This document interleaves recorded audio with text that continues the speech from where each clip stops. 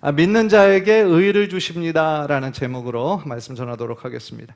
우리는 지난주에 하나님께서 아브라함에게 이상 중에 나타나셔서 어떤 말씀을 해주셨냐면은, 아브라함아 두려워하지 말라, 나는 너의 방패요 너의 지극히 큰 상급이다 라는 것을 주제로 하나님의 말씀을 나누었어요. 우리가 세상을 두려워하지 말아야 할 이유가 무엇입니까? 그 창세기 15장 방금 제가 말씀드린 구절에 나온 것처럼 하나님께서 우리의 뭐가 되어주시기 때문에? 방패가 되어주시기 때문에. 방패가 하는 역할은 뭐예요? 막아주는 거예요. 세상의 어떤 공격으로부터 사단 마귀가 우리를 막 불화살을 쏘아야 된다고 그러잖아요. 믿는 자들에게 시험을 주고 자꾸 하나님으로부터 멀어지게 하려고 불화살을 쏘아대고, 또 어떻게 비유하냐면 우는 사자와 같이 우르렁거린다 그랬어요. 사자가 어떤 때 제일 무서운지 아세요? 우는 으르렁거릴 때가 제일 무섭다는 거예요. 왜냐하면 그때가 배고픈 상태거든요. 우는 사자같이 우리를 삼키려고 한다는 거예요. 그러나 하나님께서 우리의 뭐가 되어주신다? 방패가 되어주신다. 그 모든 사단 마귀의 그런 악한 공격으로부터 우리를 막아주시기 때문에 우리는 뭐 할 필요가 없어요? 두려워할 필요가 없는 거예요. 오히려 우리가 하나님 안에 거하고 성령 충만할 때 사단 마귀가 우리를 두려워하는 거죠. 나의 힘이 아니라 내 안에 계신 예수 그리스도의 능력 때문에. 내가 무슨 능력이 있어요? 나하고 지금 영적인 사단하고 어떻게 겨루어 싸워 이겨요? 그는 우리의 모든 약점을 다 아는데, 그러나 나의 힘으로는 질 수밖에 없지만 내 안에 성령님께서 나를 붙잡아주고 계시면, 내 안에 성령님이 충만하면 우리는 이 영적 싸움에서 이기게 될 줄 믿습니다. 그러니까 우리가 눈에 보이는 이 세상과 환경에 두려워하고 질 필요가 없어요. 왜요? 나의 힘으로는 할 수 없지만 내가 믿는 하나님이 가장 강하신 분이시기 때문에. 따라서 우리는 하나님의 편에 늘 서야 될 줄 믿습니다. 또한 그 하나님께서 우리의 뭐가 되어주신다는 거예요? 상급이 되어주신다. I am your very great reward 그랬어요. 내가 너의 리워드다. 내가 너의 상급이다. 그러니까 우리가 보통 기도하고 바랄 때 하나님으로부터 오는 어떤 물질적인 축복만을 구할 때가 많이 있단 말이에요. 어리석은 거예요. 우리는 정말 하나님의 은혜를 구하고 하나님을 바라면 하나님께서 그 모든 것을, 물질을 포함한 그 모든 은혜와 축복을 우리에게 내려주시는 거예요. 그런데 하나님 아니고 다른 것, 하나님이 어떤 것을 주시는 선물에만 관심이 있고 선물 주는 사람에게 관심이 없다면 얼마나 어리석은 거예요. 그렇죠? 따라서 우리들에게 가장 큰 선물이 되시고 상급이 되시는 우리가 하나님을 의지하고 나아갈 때에, 하나님은 우리들의 삶의 모든 필요를 가장 잘 아시는 분이시기 때문에 우리들의 삶에 필요한 그 모든 것들을 하나님의 방법으로 채워주실 줄 믿습니다. 따라서 우리가 이 세상 살면서 두려워하지 말고 하나님이 나의 방패가 되시고 하나님께서 나의 상급이 되심을 믿으며 우리가 믿음으로 나아가야 된다라는 것이 우리가 지난주 금요일 날 배운 것이었어요. 오늘 본문은 이제 지난주에 하고 이어지는 말씀이에요. 그래서 오늘 설교 제목처럼 믿는 자에게 의를 주시는 것을 우리가 함께 나누게 될 거예요. 여러분, 믿는 자에게 의를 주신다라는 것을 한자로 하면, 네자로 하면 이신칭의죠. 이신칭의. 오직 믿음으로 말미암는 의. 그게 이제 이신칭의인데요. 이신칭의의 이 기독 원리를 바울이 처음 한 것으로 우리가 생각을 하게 되잖아요. 그러니까 로마서나 갈라디아서나 이 이신칭의 원리, 오직 믿음으로 말미암는다, 구원은 오직 믿음으로 얻는다라는 것은 뭐와 대조돼서 나오는 거였냐면, 당시의 유대인은 이 구원을 어떻게 얻는 거라고 생각을 했어요? 율법을 지킴으로, 행위로, 그렇게 얻는다라고 생각을 했잖아요. 그래서 율법을 열심히 지킨 이유가 뭐예요? 구원받는 그것이 도구라고 생각했기 때문이죠. 그런데 하나님은 한 번도 율법을 잘 지켜야 네가 구원받고 의를 얻는다 말씀하신 적이 없는데, 이게 시대가 지나면서 이게 곡해가 된 거죠. 곡해가 되면서 그 율법 준수에만 목숨을 거는. 그러니까 율법을 주신 하나님의 뜻에 집중해야 되는데 그 하나님을 저버리고 어떻게 된 거예요? 그 율법의 형식만 껍데기로 남게 된 거예요. 그 얼마나 안타까운 거예요. 그러니까 그것은 생명이 있는 것이 아니라 하나의 종교로 그냥 굳어져 버린 거죠. 그러니까 그 안에 참된 구원이 없었죠. 그러니까 예수님께서 그 모습을 보시면서 얼마나 가슴 아프셨겠어요. 그래서 이제 이 바울이 이 구원은 율법을 지킴으로 어떤 선한 행위로 말미암는 것이 아니라 오직 믿음으로 말미암는다. 구원은 오직 믿음으로 얻는 것이다 라고 해서 이신층의 원리를 이 로마서와 갈라디아서에 굉장히 힘있게 강조를 했죠. 그래서 많은 그냥 성도들이 이 이신층의 원리는 로마서에서 이 바울이 처음 한 게 아닌가 라고 생각을 하는데 사실은 아닌 거예요. 오늘 본문에 나오는 거예요. 아브라함에서부터 시작이 되는 거예요. 그러니까요, 그러면은 이신층의가 신약에서 나왔다면 구약에 있는 모든 사람은 다 십계명과 613개의 율법을 지킴으로 구원받았어요? 아니에요. 예. 구약에 있는 많은 믿음의 사람들도 하나님을 믿는 믿음으로 구원받은 거죠. 예. 그래서 6절을 보면은요, 6절 한번 보여주세요. 다 함께 읽읍시다. 시작. 아브라함이 여호와를 믿으니 여호와께서 이를 그의 의로 여기시고. 아브라함이 누구를 믿었어요? 여호와를 믿었다. 여호와 하나님을 믿었으니 여호와께서 이를 그의 의로 여기셨다 그랬어요. 아브라함이 하나님을 믿었다라고 나오는데요, 1절부터 쭉 읽어보면 하나님의 약속을 믿었다는 거예요. 아브라함에게 주셨던 하나님의 약속. 창세기 12장에 나오는 아브라함을 제일 처음에 부르실 때부터 주셨던 약속은 크게 보면 두 가지예요. 어떤 약속이죠? 어떤 약속이죠? 하나는 땅에 대한 약속이고 또 하나는 자손에 대한 약속이에요. 크게 보면 두 가지. 그래서 이제 네가 장차 지금은 알지 못하는 믿음으로 취할 약속의 땅, 결국 그게 어디였어요? 가나안이었던 거죠. 그 땅을 주실 것이라는 한 가지 약속, 또 하나는 자손을 주실 건데 그 자손이 하늘의 별처럼 이 바다의 모래알처럼 많게 해주시겠다. 그래서 너를 복의 근원이 되게 해주시겠다. 너를 축복하는 자에게는 나도 축복을 하고 네가 저주하는 자에게는 내가 저주하겠다. 이렇게 약속해 주시잖아요.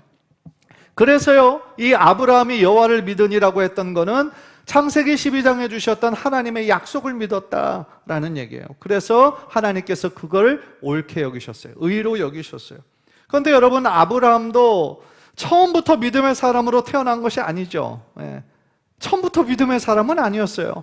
아브라함의 아버지 뭐 하던 사람이에요? 우상을 만들던 사람이에요. 우상을 만드는 사람이고 하나님을 전혀 모르는 사람이었죠. 그러면 아브라함은 어릴 때부터 믿음의 교육을 받으며 자랐어요? 아니죠. 한 번도 하나님의 존재에 대해서 이름을 들어본 적이 없는 사람이었죠. 그래서 75세에 제일 처음부터 우리는 갈대아우르에서 떠나 내가 내게 지시할 땅으로 가라 해서 믿음으로 간 것에 대해서 우리가 참 대단한 믿음의 사람이라고 여기지만 제가 생각했을 때는 사실은 믿음으로 갔다기보다는 긴가민가 하는 마음으로 갔을 거예요. 그런데 그 모든 실패의 과정을 통해서 하나님이 어떤 분이신가에 대한 경험이 쌓이면서 더욱더 하나님을 신뢰하게 된 거죠. 그래서 아브라함은 처음부터 믿음의 사람이 아니었어요. 마찬가지로 우리도 처음부터 믿음의 사람으로 태어난 사람은 하나도 없어요. 물론 2대째, 3대째 모태교인으로 태어나는 분은 있지만 우리가 모태교인으로 태어났다고 해서 처음부터 믿음이 좋은가요? 그러지 않죠. 모태교인으로 태어났다고 해서 자동적으로 구원받아요? 그런 일은 없어요. 예. 그 가정에 한 사람만 대표로 잘 믿는다고 그 가정에 속한 모든 사람들 다 구원받아요? 그런 일은 없어요. 예.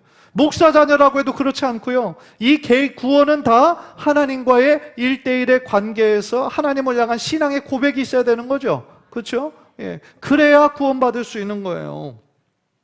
따라서요, 이 아브라함을 믿음의 사람으로 하나님께서 계속해서 어떻게 하시는 거예요? 훈련시키시는 거죠. 많은 연단을 통해서 믿음의 사람으로 계속 세워가도록 하나님께서 지금 하나님의 특별한 열심으로 아브라함을 믿음의 조상으로 만드시고 계시는 거예요. 따라서 우리가 집중해야 되는 것은 아브라함 개인의 위대한 믿음에 집중해야 되기보다는 평범했던 아브라함을 믿음의 사람으로 만드시는 하나님께 집중해야 되는 것이죠. 왜냐하면 그 하나님이 대단하신 분이시기 때문에, 그리고 그 하나님이 지금도 우리 한 사람 한 사람을 믿음의 사람으로 세워가시고 있기 때문인 것이죠. 예.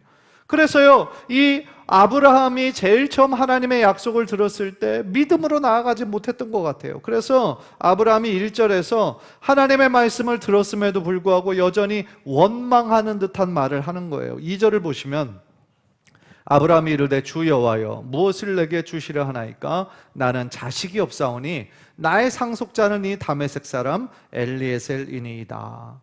하나님께서 아까 무슨 약속을 해주셨다고 그랬어요? 땅에 대한 약속과 자손에 대한 약속을 해주셨다고 그랬어요. 아브라함에게 너의 그 후손들을 하늘의 별과 같이 많게 해주겠다 약속해 주셨는데, 현실적으로는 지금 아브라함이 아들이 몇 명이에요? 없어요. 한 명이 없어요. 그뿐입니까? 지금 하나님의 약속을 들었을 때, 그리고 이때 당시에 육체적으로 지금 너무 나이가 많이 들은 거죠. 늙었어요. 자신의 아내 사례도 이미 경수가 끊겼어요. 어떻게 보면 자녀를 낳을 수 있는 가능성이 있어요, 없어요? 희박한 정도가 아니라 아예 없는 거예요. 열국의 아비, Father of Nations, 모든 나라, 모든 민족의 아버지가 되게 하시겠다 그랬는데, 사실은 한 사람의 아버지 되기도 어려운 거예요, 지금 상황이. 그래서 아브라함은요, 자신의 집에서 가장 믿을 수 있는, 믿을 만한 종, 오랫동안 자기와 함께 했던 이 엘리에셀이 내 후사입니다, 이렇게 얘기를 하는 거예요. 이 엘리에셀이 내 후사입니다 라고 말씀을 그 하나님께 아뢰는 거죠. 그러니까 아브라함의 어떻게 보면 그 약간의 믿음 없는 그런 불평에 하나님께서는 뭐라고 말씀하시냐면 4절에 여호와의 말씀이 그에게 임하여 이르시되 그 사람이 내 상속자가 아니라 너와 지금 오래 있었던 네 노종 엘리에셀이 네 상속자가 아니라 네 몸에서 날 자가 내 상속자가 될 것이다, 그렇게 말씀해 주셨어요. 그리고 이 말씀을 하시자마자 뭐 하셨냐면요, 아브라함을 밖으로 이끈 거예요. 밖으로 이끌어서 나가서 하늘을 바라보라는 거예요. 그때가 그럼 언제였을까요? 낮이에요, 밤이에요? 밤이었겠죠. 그 하늘에 수많은 별들을 보여주시는 거예요, 하나님께서. 그러면서 이 별들을 네가 셀 수 있니? 물어보는 거예요. 별들이 몇 개인지 셀 수 있어요, 없어요? 셀 수 없을 정도로 많아요. 그러니까 별들을 셀 수 없는 것처럼 너의 후손이 이와 같이 많을 거다 라고 하나님 약속해 주시는 거예요. 참 이 장면을 여러분 머릿속으로 그려보면요, 우리 하나님 참 멋지신 분이에요. 그렇죠? 단순히 말로서만 약속하신 것이 아니라 오늘날로 치면 시청각 교육을 하는 거예요. 그렇죠?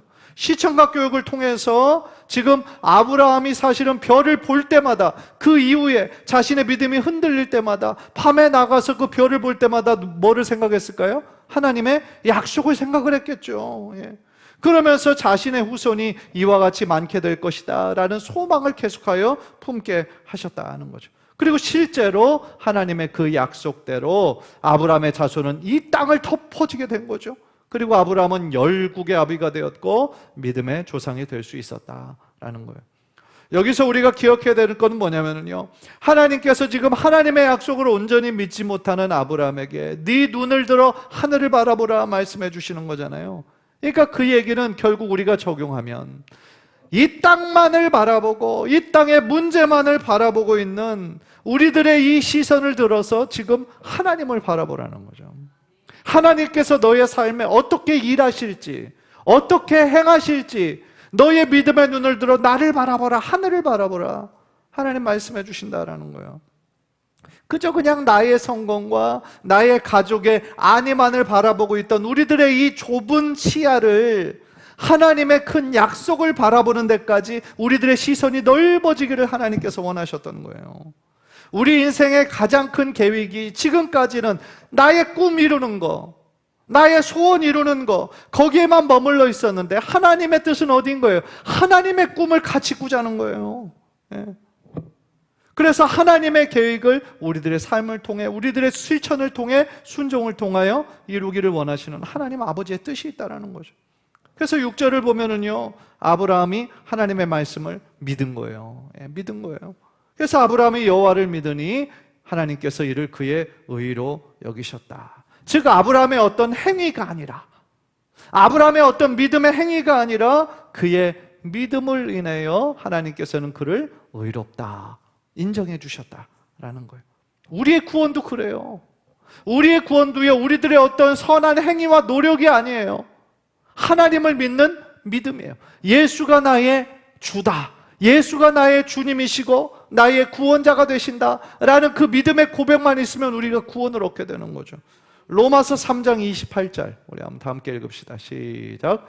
그러므로 사람의 의롭다 하심을 얻는 것은 율법의 행위에 있지 않고 믿음으로 되는 줄 우리가 인정하노라. 율법의 행위에 있지 않아요. 우리들의 어떤 노력과 행위에 있지 않아요. 에베소서 2장 8절에 나오는 것처럼 너희가 그 은혜를 인하여 믿음으로 말미암아 구원을 얻었나니 이것이 너에게서 난 것이 아니요 하나님의 선물이라, 그렇게 말씀하시잖아요. 따라서 이제는요, 우리가 구원받기 위해서 우리가 어떤 선한 행위를 해야 된다는 것이 아니라 하나님의 은혜로 거저 하나님의 자녀가 되는 놀라운 선물을 받았으니까 왜 우리가 이 땅 가운데 선한 영향력을 베풀어야 되냐면은 구원받기 위해서가 아니라 이미 우리를 은혜로 불러주신 하나님의 은혜가 너무 크고 감사해서 하나님의 자녀답게, 하나님이 우리의 왕이 되어주시는데 왕의 자녀답게 살아가는 것이 필요한 것이기 때문에 우리가 이 땅 가운데 선한 삶으로 이 세상에 영향력을 미치며 살아가야 된다라는 것이죠. 구원에 합당한 삶이고 그것이 우리들의 부르심에 합당한 삶이 되기 때문이다라는 거죠. 간절히 바라기는 우리가 이 세상 가운데 살면서 우리 삶의 주인이 되시는 하나님을 더욱더 의지하고 순종함으로 말미암아 하나님의 의를 우리들의 삶 가운데 온전히 이루시는 주님의 귀한 백성들 모두 되시기를 주님의 이름으로 간절히 축원합니다. 두 번째로 우리는 오늘 본문에서 하나님의 약속은 반드시 이루어진다라는 것을 다시 한번 보게 되는 거예요. 한번 따라합시다. 하나님의 약속은 반드시 이루어진다. 8절을 보세요. 8절 다 같이 읽읍시다. 시작. 그가 이르되 주 여호와여 내가 이 땅을 소유로 받을 것을 무엇으로 알리이까? 하나님이여, 하나님께서 나에게 약속을 하셨는데 내가 이 땅을, 하나님께서 약속해 주신 그 땅을 나에게 주신 것을 내가 어떻게 알 수 있습니까? 이렇게 묻는 거는요, 불신앙에서 나온 질문은 아니었고요, 더 큰 확신으로 나아가기 위한 아브라함의 그 질문이었죠. 마치 기드온이 하나님의 말씀을 믿지 못하고 여러 번 하나님의 증거를 요구했던 간구에 하나님께서 어떻게 해주셨어요? 넌 왜 이렇게 믿음이 없어? 너 왜 이거밖에 안 돼? 그렇게 말씀하지 않으셨어요. 그죠? 기드온의 더 확실히 믿기 원하는 그 요구에 하나님은 2번이나 그 요구에 응답해 주셨잖아요. 그러니까 하나님께서도 역시 아브라함의 그 간구에 더 큰 확신을 갖기 원하는 마음으로 또 은혜를 베풀어 주신 거죠. 그래서 어떤 약속을 해주세요. 눈에 보이는 것들을. 그래서 아브라함에게 뭐를 요구하십니까? 3년 암염소, 암소, 또 3년 순양과 산비둘기, 그리고 집비둘기 새끼를 제물로 준비하라고요. 하세요. 그리고 아브라함은 그것들을 준비하고요, 그 모든 제물들의 중간을 쪼개요. 중간을 쪼갭니다. 그런데 여러분, 이 제물의 중간을 쪼갰다라는 것이 이 고대 근동에, 아직 이스라엘이란 나라가 있기 전이잖아요. 지금 아브라함 개인이니까. 이 고대 근동의 그 고대 종족들이 다 이런 방법으로 약속을 했던 거예요. 그게 뭐냐면 어떤 언약을 지금 어떤 다른 민족과 해요. 그런데 그것들, 암소나 암양이나 이런 것들 가운데를 다 쪼개고 거기를 지나가는 거예요. 약속한 당사자들이 그거를 반으로 자른 그 짐승의 가운데를 지나가요. 그게 의미가 있는 거예요. 어떤 의미가 있냐면 이 약속을 우리는 끝까지 지켜야 된다. 이 약속을 한쪽에서 어겼다 그러면 이 짐승처럼 된다, 이제 그런 얘기예요. 피해 언약인 거죠. 피해 언약. 그래서 이 약속을 어기면 죽임을 당한다라는 그 상징성이 거기에 있었다는 거죠. 그 약속을 하나님께서 아브라함이 이해할 수 있는 방식으로 그 약속을 하시는 거예요. 그리고 해가 지고 아브라함이 깊이 잠든 중에 하나님은 자신의 뜻을 계시해 주세요. 그게 이제 13절의 내용인데, 그 내용을 보면은요, 아브라함의 자손이 이방에서 나그네가 되어서 이방인들을 섬길 거다. 그리고 그 종족에게 400년을 괴롭힘을 당할 것이고, 그 후에 하나님께서 그들을 징벌하심으로 큰 민족을 이끌어 나올 거다라고 예언해 주시는 거죠. 이 말씀은 어떤 말씀이에요? 우리가 잘 아는 것처럼 출애굽 사건을 얘기하는 거죠. 그러니까 이스라엘 백성이 지금 애굽에서 출애굽할 때 이 아브라함에게 주셨던 이 예언이 그대로 이루어지게 되잖아요. 그러니까 아브라함의 지금 그 후손 이삭, 그 다음에 야곱에서 또 야곱의 그 12아들 중에서 요셉이 애굽의 그 노예로 팔려가서 이 다른 그 야곱의 아들들, 손자들 전부 70명이 애굽에 들어가게 되잖아요. 그런데 출애굽기 1장을 보면은 정말 그 총리로 있었던 요셉을 전혀 모르는 세대들이 나오잖아요. 그죠? 그러니까 그 얘기는 벌써 몇백 년이 흘렀고, 그 애굽에 들어갔을 때는 고센 땅에서 나름 그 바로 왕이 어떤 특별한 지위를 허락했었는데, 어느샌가 출애굽기를 보니까 노예로 지금 막 바뀌어 버렸잖아요. 그러니까 수백 년이 흘렀다라는 얘기죠. 그래서요, 16절을 보면 아브라함의 자손이 4대 만에 이 땅으로 다시 돌아올 것을 구체적으로 말씀하시거든요. 그리고 그 4대가 실제적으로 이루어졌던 것이죠. 430년이 지난 그 이후에 하나님의 약속이 그대로 이루어지게 되었다라는 거죠. 우리가 이 사실에서 배우는 중요한 교훈이 있어요. 우리의 어떤 바램은 당장 눈앞에서 이루어지기를 기대하고 있지만 사실 하나님의 뜻은 그렇지 않을 때가 많이 있죠. 때때로 하나님께서는요, 그 기다림의 시간을 통해서 뭘 하시는 거예요? 우리의 신앙을 다듬으시고 연단하시고 더욱더 하나님께서 쓰시기에 합당한 사람으로 만들어 가시는 거죠. 그런데 솔직히 우리들의 심성은 어때요? 잘 기다리지 못하는 거예요. 뭐든지 빨리빨리 해야 직성이 풀리는 그런 민족성을 우리는 가지고 있는 거죠. 그래서 우리들의 신앙의 모습이 참으로 열정적이지만 또 한편으로 열정적인 기도를 했음에도 불구하고 자신의 기도가 금방 이루어지지 않으면 너무나 빠르게 실망하는 경향이 우리들에게 있는 거죠. 사랑하는 성도 여러분, 하나님의 시간표는 우리의 시간표와 다를 수 있다는 것을 겸허히 인정하시기를 바랍니다. 베드로 후서에 보면은요, 주께는요, 하루가 천년 같고 천년이 하루 같다는 거예요. 주께는 하루가 천년 같고 천년이 하루 같다는 거예요. 그러니까 지금 우리가 2000년도를 우리가 2023년도를 살아가고 있지만 주님의 시각에서 보자면 겨우 이틀이 지난 것처럼 그럴 수 있다라는 거죠. 물론 그러니까 하나님의 계획은요, 나의 뜻대로 이루어지는 것이 아니라 지금 하나님의 뜻대로 하나님의 계획대로 모든 것이 착오 없이 일어나고 있는 것이죠. 문제는 뭐예요? 우리가 그 하나님의 때를 알지 못해서 너무나 조급할 때가 많이 있다는 거죠. 하나님의 뜻은 근데 어차피 이루어지니까 그러면 우리가 전혀 기도할 필요가 없다라고 말씀드리는 건 아니에요. 뭐 어차피 하나님의 뜻대로 뭐 하나님의 시간에 이루어질 거니까 우리가 기도하든 안 하든 아무런 상관이 없겠네? 그거는 잘못 적용하는 거예요. 너무 극단인 거예요. 만약에 그렇다고 한다면 하나님께서 우리에게 왜 기도하라고 그러셨겠어요? 우리가 기도하지 않아도 어차피 하나님의 뜻대로 될 거면. 그렇다면 하나님께서 뭐하러 우리를 동역자로 불러주셨겠어요? 그냥 하나님 마음대로 해버리시지.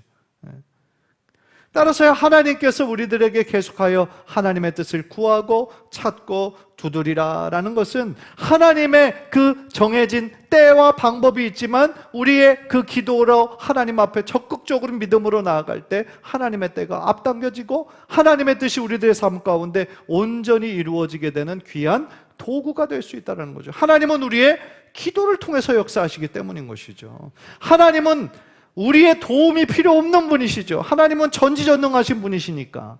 그러나 하나님은 우리와 함께 일하기로 작정하셨죠. 그래서 하나님은 하나님의 형상으로 우리를 창조하신 거 아닙니까? 하나님과 교통할 수 있는 영혼을 우리들에게 주신 거잖아요. 따라서요, 내가 정한 시간에 하나님의 뜻을 억지로 맞추는 것이 아니라 우리가 하나님의 뜻에 우리들의 이 시간을 맞추고 하나님께 믿음과 소망으로 나아갈 때에 그것이 우리들의 삶 가운데 하나님의 선한 뜻으로 이루어지게 될 줄 믿습니다. 따라서 우리가 아브라함에게서 배워야 하는 신앙의 원리는 바로 이건 거예요. 비록 하나님의 약속이 우리가 생각하는 것처럼 빨리 이루어지지 않는다 할지라도 분명한 것은 약속하신 그분, 약속하신 분이 하나님이시기 때문에 반드시 이루실 것이다라는 흔들리지 않는 믿음을 가지고 우리가 나아갈 때, 끝까지 하나님을 신뢰하고 의지할 때 하나님의 약속이 반드시 하나님의 때에 이루어지게 될 줄 믿습니다. 곰곰이 생각해 보면요, 아브라함의 믿음뿐만 아니라 사실은 성경 전체가 예언과 성취죠. 예언과 성취의 책이에요. 하나님께서 약속하신 예언의 말씀이 하나도 안 이루어진 것이 없이 모두가 다 이루어졌어요. 하나님은 신실하신 분이시죠. 하나님은 우리에게 약속하신 것을 반드시 이루시는 분이시기 때문에 그렇죠. 그래서 아직 한 가지 이루어지지 않은 하나님의 약속이 있어요. 그 약속이 뭘까요? 재림의 약속이죠. 예수님께서 다시 오시겠다 말씀하신 그 약속은 아직 이루어지지 않았지만 반드시 그때가 온다라는 거죠. 요한계시록 22장 20절 우리 한번 다 함께 읽읍시다. 시작. 이것들을 증언하신 이가 이르시되 내가 진실로 속히 오리라 하시거늘 아멘. 주 예수여 오시옵소서. 아멘. 비록 예수님께서 내가 진실로 속히 오겠다라는 그것이 2000년이 지났으니까 아직도 오지 않으셨으니까 아유 뭐 우리 때 당연히 안 오실 거야 그렇게 생각하는 거는 그거는 불신앙인 거예요. 언제 오실지 우리는 알 수 없는 거예요. 도적이 자기가 언제 찾아가겠다 그렇게 예고하면서 오지 않는 것처럼 우리 예수님께서도 갑작스럽게 다시 재림하셔서 정말 하나님의 영광을 우리들에게 드러내실 거라는 것이죠. 간절히 바라기는 오늘 우리가 이 말씀을 통해서 제가 두 가지를 말씀드렸는데 하나님의 하신 약속은 반드시 하나님의 시간표대로 이루어질 것을 우리가 믿으면서 오늘도 인내와 소망 가운데 지금도 일하시는 하나님을 바라보며 주님 앞에 나아가는 귀한 성도님들 모두 되시기를 주님의 이름으로 간절히 축원합니다.